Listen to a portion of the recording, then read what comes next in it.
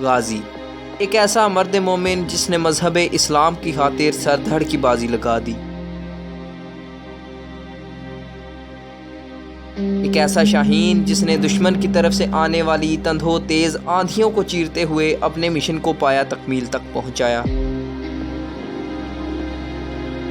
آپ کے لیے پیش خدمت ہے رائل نیپال ایئر لائنز کے جہاز نے کھٹمنڈو ایئرپورٹ پر ٹھیک 4 بجے رن وے کی طرف بڑھنا شروع کیا۔ میں کھڑکی کے ساتھ والی سیٹ پر بیٹھا تھا۔ اس وقت میں حقیقتاً ڈرا ہوا تھا، خوف کی لہریں میرے جسم کے آر پار ہو رہی تھیں۔ میری نظریں ایئرپورٹ بلڈنگ کے ایک کونے سے دوسرے کونے تک لگی ہوئی تھیں۔ ہر لمحے یہی خیال دل سے گزرتا کہ اب پولیس کی جیپ نمودار ہوگی، پائلٹ جہاز کو ٹیکسی وے پر ہی روک لے گا اور پولیس مجھے گرفتار کر کے لے جائے گی۔ اگرچہ ایسے مرحلے پہلے بھی کئی بار مجھ پر گزر چکے تھے، لیکن 3.5 سال تک مسلسل زندگی اور موت کا کھیل کھیلنے کے بعد میں اب ذہنی طور پر ٹوٹ پھوٹ چکا تھا، اور اب تو بات یہاں تک آن پہنچی تھی کہ ایک طرف آزادی، اپنا وطن، اپنا گھر اور گھر والے، اور دوسری طرف 3rd ڈگری ٹارچر کے ساتھ اذیت ناک موت، اور ان دونوں کے بیچ محض چند منٹوں کا فرق تھا، محض چند منٹوں کا۔ قسمت نے زندگی کی بازی کھیلتے ہوئے مجھے ہمیشہ 3 اکے دیے، لیکن ہر بار تو 3 اکے نہیں ملتے۔ اب تو یہ آخری داؤ تھا، اگر بازی الٹی پڑ گئی تو۔ خوف کی لہر نے مجھے ایک جھٹکا دیا، میں نے آنکھیں بند کر لی اور سب کچھ اس قادر مطلق پر چھوڑ دیا جس کی طاقت اور قدرت کی کوئی حد نہیں۔ انسان اس کے سوا کر بھی کیا سکتا ہے؟ انسانی جدوجہد کی ایک حد ہوتی ہے، اور اس کے بعد وہ رب ذوالجلال والاکرام کی رضا کا محتاج اور طلبگار ہوتا ہے۔ مجھ پر ایک غنودگی سی چھا گئی تھی۔ اچانک ایئر ہوسٹس کی مدھر آواز مجھے غنودگی سے باہر لے آئی۔ سیفٹی بیلٹس کھولنے کی اجازت مل گئی تھی۔ جہاز ہمالیہ کی برف پوش چوٹیوں کو نیچے چھوڑتا ہوا بلند ہو رہا تھا۔ ماؤنٹ ایورسٹ دائیں طرف صاف دکھائی دے رہی تھی۔ جہاز کے اکثر مسافر یہ چوٹی دیکھنے کے لیے جہاز کی اس جانب کی کھڑکیوں کی طرف آ چکے تھے، لیکن میرا ذہن ماضی کی طرف جا رہا تھا۔ 3.5 سال یعنی 1158 دن، اور ان 1158 دنوں میں بیتے ہوئے انگنت واقعات ایک تیز رفتار فلم کی طرح میرے ذہن کے پردے سے گزر گئے۔ جلد ہی پہاڑ ختم ہو گئے۔ ایئر ہوسٹس نے ہمیں بتایا کہ ہم بنگلہ دیش پر سے گزر رہے ہیں، اور دریائے کرنافلی کا ڈیلٹا ہمارے نیچے ہے۔ ڈیلٹا درجنوں پارٹوں میں تقسیم میلوں تک پھیلا ہوا تھا، اور شام کے ڈھلتے ہوئے سورج کی ترچھی شعاؤں نے دریائے کرنافلی کی درجنوں شاخوں میں ایک آگ سی لگا رکھی تھی۔ شاید ایسے ہی کسی منظر کی وجہ سے شیخ مجیب الرحمان کو مشرقی پاکستان علیحدہ کر کے بنگلہ دیش بنانے کے لیے ہمار دیش، تمہار دیش، سنار دیش کہنا پڑا، لیکن یہ تو محض عکس تھا، فریب نظر تھا، جسے سچ سمجھ کر دنیا کی سب سے بڑی اسلامی مملکت کو دولخت کر دیا گیا۔ اس وقت بنگلہ دیش بنے کئی سال بیت چکے تھے، لیکن مشرقی پاکستان کے لیے لفظ بنگلہ دیش میرے دماغ میں کہیں فٹ نہیں ہوتا تھا، اور آج بھی یہی حال ہے کہ چاہے کتنوں کو برا لگے، میں اس خطہ زمین کو سابق مشرقی پاکستان ہی کہتا ہوں۔ جیسے دوری اور جدائی سے خون کے رشتے نہیں ٹوٹتے، ویسے ہی اس خطہ زمین کو سابق مشرقی پاکستان کہنے سے اپنائیت کا ایک اندیکھا رشتہ محسوس ہوتا ہے۔ بنکاک تک کا سفر 6 گھنٹے کا تھا۔ ذہن نے ماضی میں چھلانگ لگائی، اور جہاں آ کے رکا وہ 16 دسمبر 1971 کا منحوس دن تھا۔ میں تربیلا ڈیم بنانے والی کمپنی JTV میں اسسٹنٹ پبلک ریلیشنز آفیسر تھا۔ معقول تنخواہ تھی، کمپنی نے بہت سی سہولتیں بھی دے رکھی تھی، اور زندگی نہایت سکون سے گزر رہی تھی۔ بھارت سے ہماری جنگ جاری تھی، ذرائع ابلاغ کامیابی کے بڑے بڑے دعوے کر رہے تھے، کبھی چینی امداد اور کبھی چھٹے امریکی بحری بیڑے کی عنقریب آمد کے مجدے سنائے جا رہے تھے۔ UNO میں ہزاروں سال تک جنگ جاری رکھنے کے دعوے کیے جا رہے تھے۔ جنگ بند کرنے کے لیے پولینڈ کی قرارداد، جسے عالمی طاقتوں کی حمایت حاصل تھی، ہمارے وفد کے سربراہ نے پھاڑ دی۔ یہ محسوس کرایا جا رہا تھا کہ چند دنوں میں بھارت گھٹنے ٹیک دے گا، اور جنگ بندی کے عوض مقبوضہ کشمیر تشتری میں رکھ کر ہمیں پیش کر دے گا۔ جنرل نیازی ان دنوں مشرقی کمان کے سربراہ تھے۔ ان کے اس دعوے کی بڑی تشہیر کی گئی کہ بھارتی افواج کو واپس ان کی سرحدوں میں دھکیل دیا گیا ہے، اور بھارتی ٹینک میری لاش پر ہی سے گزر کر ڈھاکہ میں داخل ہو سکتے ہیں۔ ان خوشکن دعووں سے بہلائے گئے دل پر BBC کی یہ خبر بجلی بن کر گری کہ 16 دسمبر 1971 کو پاکستانی افواج ہتھیار ڈالنے کا معاہدہ کر چکی ہیں، اور جنرل نیازی نے اس رسم کی ادائیگی کے لیے اپنے پرانے ساتھی بھارتی جنرل اروڑا کو دعوت دی ہے۔ یقین جانیے کہ پہلے تو اس خبر کو سچ ماننے پر دل ٹکا ہی نہیں کہ مسلمان ہندوؤں کے آگے ہتھیار ڈالیں گے۔ دنیا بھر میں صرف مسلمانوں کو مارشل ریس یعنی جنگجو قوم کہا جاتا ہے۔ اسی مارشل ریس کی سب سے بڑی سلطنت کے دلخت ہونے اور دنیا بھر میں مسلمان فوجیوں کی سب سے بڑی تعداد کے ہندوؤں کے آگے ہتھیار ڈالنے کا واقعہ کوئی معمولی صدمہ نہ تھا۔ اس صدمے کا اتنا اثر ہوا کہ میں حالت جنون میں انتہائی تیز رفتاری سے اپنی گاڑی میں بغیر کسی منزل کے تربیلا ڈیم سے نکل گیا۔ جب ذرا حواس سنبھلے تو میں جہلم سے بھی آگے آ چکا تھا۔ اس وقت میری ایک ہی خواہش تھی کہ میری گاڑی ٹکرا جائے اور میں مر جاؤں۔ حواس ذرا سنبھلے تو سوچا کہ مایوسی گناہ ہے، بجائے اس کہ میں اپنی جان بلا مقصد ضائع کروں، کیوں نہ میں اسے ملک و ملت کے مفاد پر نچھاور کر دوں۔ کمپنی کا جنرل مینیجر اور میں چونکہ ایک ہی دفتر میں بیٹھتے تھے، اس لیے دن میں کئی بار اس سے ملنے کا موقع ملتا تھا۔ غالباً 20 یا 21 دسمبر کو وہ میرے کمرے میں آیا اور کہا کہ میں تمہیں لڑکے کے پیدا ہونے کی مبارکباد دوں یا پاکستان کے دولخت ہونے اور شکست کھانے کا افسوس کروں۔ میں نے اسے جواب دیا کہ قوموں کی تاریخ میں اتار چڑھاؤ میں 34 برس کا عرصہ کوئی حقیقت یا فیصلہ کن اثر نہیں رکھتا۔ 6 برس قبل اسی بھارت کو ہم نے ایسی شکست دی کہ دوران جنگ اس کے نمائندے نے اقوام متحدہ میں کہا تھا کہ ہم ابھی اور اسی وقت جنگ بندی کے لیے تیار ہیں۔ جنگ بندی کے فوراً بعد معاہدہ تاشکند پر دستخط ہونے کے بعد بھارتی وزیر اعظم نے اپنی مکمل شکست سے بچنے کے لیے خوشی برداشت نہ کرتے ہوئے وہیں مر گیا۔ 65 کی جنگ میں پاکستانی سرحد سے 240 میل دور بھارتی حکومت نے اپنا دارالحکومت دہلی سے الہ آباد منتقل کر دیا۔ بغیر اعلان جنگ کے حملہ کرنے والے بھارتی بارڈر سے صرف 14 میل کے فاصلے پر لاہور اور 8 میل کے فاصلے پر سیالکوٹ جیسے اہم شہروں تک بھی نہ پہنچ سکے۔ بھارتی مقبوضہ کشمیر میں چھم جوڑیاں کی چھاونی پر ہمارا جھنڈا لہرا رہا تھا۔ قصور سیکٹر میں بھارتی سرحد میں 11 میل اندر ہم نے ان کے بڑے حاصل شہر کھیم کرن پر قبضہ کر لیا تھا۔ جنوری 1972 کے دوسرے عشرے میں میں نے ملازمت سے استعفیٰ دے دیا۔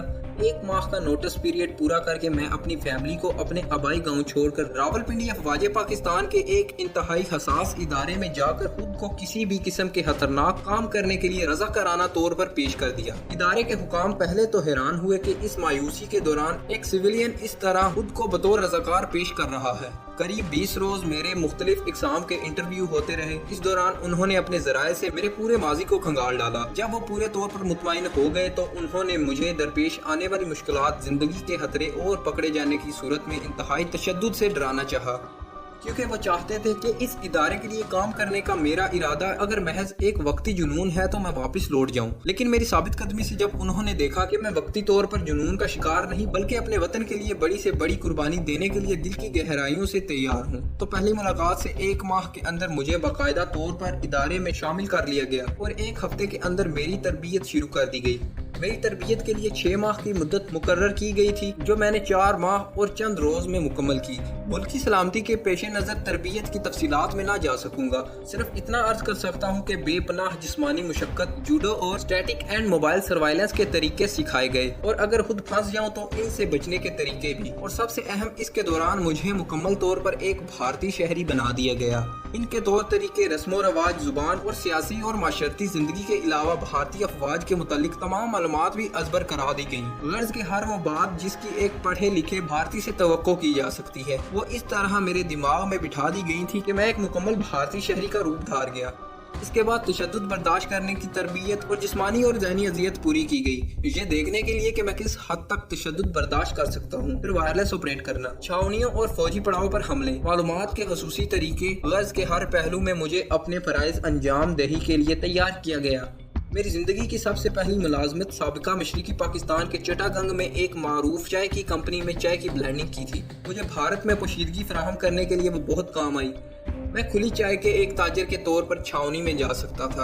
اس وقت میں بمبئی کا رہائشی تھا، یہاں تک مکمل انتظام تھا کہ اگر کوئی میرے دیے ہوئے ایڈریس سے میرا پوچھے تو اسے پتا چلتا کہ ونود چوپڑا یہاں رہتا ہے اور چائے کا کاروبار کرتا ہے۔ تربیت کا آخری حصہ پاکستانی چھاونی سے مطلوبہ معلومات حاصل کرنا تھی، اور یہی میرا امتحان تھا، جس میں نے نہ صرف مطلوبہ معلومات ہی حاصل کی بلکہ اس کے لیے بعض حساس خفیہ راز بھی معلوم کر کے میں نے اپنے سینئرز کو دیے۔ چنانچہ مجھے گروپ لیڈر کے طور پر سلیکٹ کر لیا گیا۔ بحیثیت گروپ لیڈر کے وہ میرا ہر حکم ماننے پر پابند تھے، اور خود اپنے فیصلے سے کوئی کام سر انجام دینے کی انہیں اجازت نہ تھی۔ ہم سب نے الگ الگ رہنا تھا، وہ میرے بغیر آپس میں رابطہ بھی نہ کر سکتے تھے۔ بھارت میں اپنے ہمدردوں سے رابطہ کرنے کی صرف مجھے اجازت تھی، غرض کہ ہم 5 افراد کی ایک چھوٹی سی فوج اپنے مشن کے لیے بالکل تیار تھی، اور ہمیں 24 گھنٹے کے نوٹس پر اپنے مشن پر روانہ ہونا تھا۔ آخری کام جو اپنے رازوں اور ساتھیوں کی حفاظت کے لیے کیا گیا تھا، وہ ہماری ایک داڑھ نکال کر اس کی جگہ سخت پلاسٹک کی داڑھ لگا دی گئی تھی کہ جب تشدد برداشت کرنے کی سکت نہ رہ جائے تو داڑھ کو نکال کر چبا جاؤ۔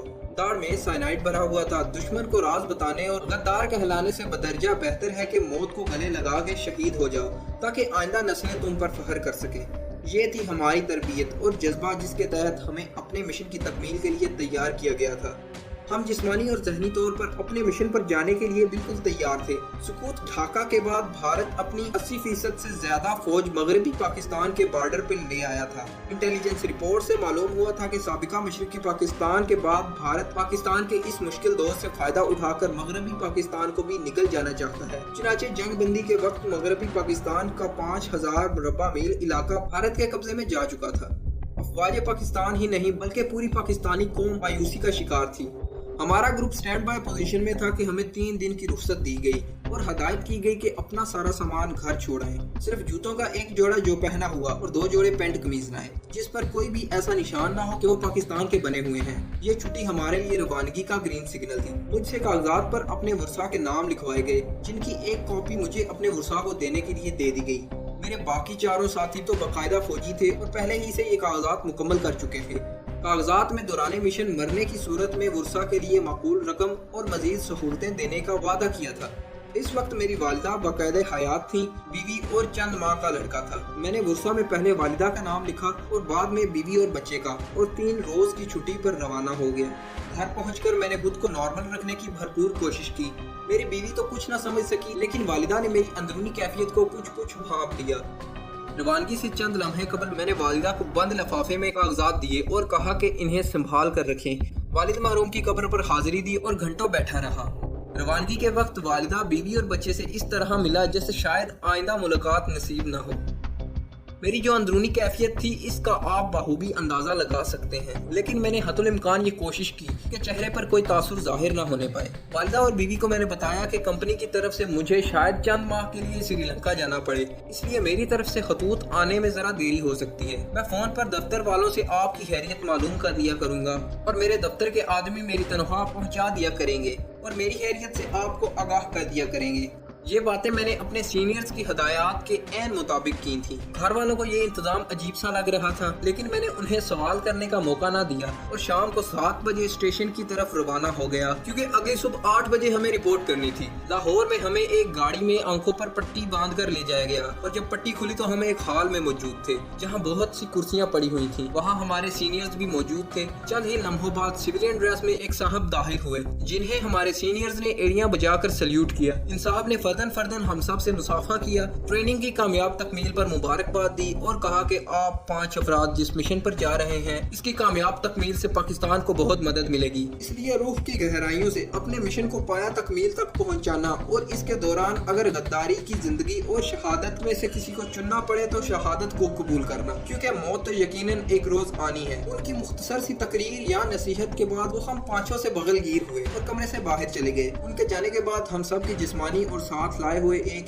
जोड़े की भरपूर तलाशी ली गई। सिगरेट, माचिस, बटुए सब ले लिए गए और भारतीय सिगरेट, माचिस और बटुए दे दिए। हमारे एयर बैग लेकर ऐसे एयर बैग दे दिए गए जिन पर मेड इन इंडिया लिखा हुआ था। हमारी नकली दाढ़ें 2 डॉक्टरों ने पिनों के साथ लगाई। इनके साथ कुछ ऐसा केमिकल भी लगा हुआ था जिससे वो निहायत मजबूती से चिपक गयी। हम सबको 5-5 हजार की भारतीय करेंसी भी दी गई और मुझे एक कागज दिया गया जिस पर दिल्ली, आगरा और बम्बई के कुछ पते दर्ज थे। ये उन भारतीय हमदर्दों के पते थे जिनसे राब्ता करने पर मुझे रुपए और दीगर मतलूबा अशिया मिल सकती थी। मुझे ये एड्रेस और नाम याद करने थे। जिस मिशन पर हम जा रहे थे इसमें एक ही नहीं बल्कि दर्जनों काम थे। तो अख्ताम करते हैं आज के इस एपिसोड का, इस उम्मीद के साथ कि अगर आपको हमारी ये वीडियो पसंद आई है तो आप इस पसंदीदगी को लाइक, शेयर और सब्सक्राइब करके नुमाया ज़रूर